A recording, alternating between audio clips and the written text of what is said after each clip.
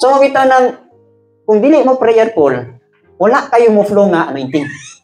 Same ra pud na sa mga assign sa music ministry. Abi ninyo kay memoryado ninyo ang kanta, kabalo na mo sa mga kanang guitar tog sequence. Sa diyang mo kanta mo abi ninyo bindot na tono. Pinakanindot ana naag yun sa inyong pagkanta naay anointing. Naay ka ng timpla sa blang espiritu nga nakikubad nga sa diyang ang maminaw, makonvicted, malipay, musayaw, madasig. Same ra po na sa pagpanudlo. Same ra po na sa pagwali. Oh. Umunang ako nga nung makatudlo ko ani, actually dili naman gyud ko magtuon karon, no? Wala na mo ko study. Pero sa actual nga pagpanudlo nako, sa akong utok gasigig flow ang mga bersikulo. Murag may istorya sa ko nga muni isunod, muni siya ang explain, muni ang illustration. Naana tanan sa akong utok sunod.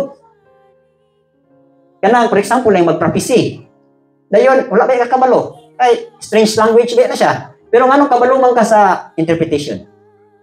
Sa kuha, diyon sa kuha na pagdawat. Unang-una, daghang kay factors mo i-consider. No? Kusay makikistorya sa sulod siya mong kasing-kasing. Mingon siya nga, muni ang hubad. So, usa na to siya. Kung napoy panahon nga, pag-prophecy, ang gi-remind sa imuha bersikulo, isa po to siya.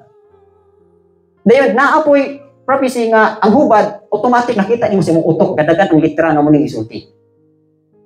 So, that is power. That is anointing.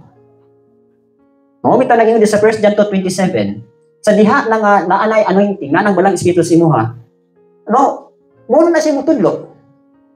Muna na yung giya. Muna na ang word, imuha na siyang ma-sequence. Imuha na siyang ma-order. Imuha na siyang mabahin-bahin insakto. Muna ang power sa rawat kapulis.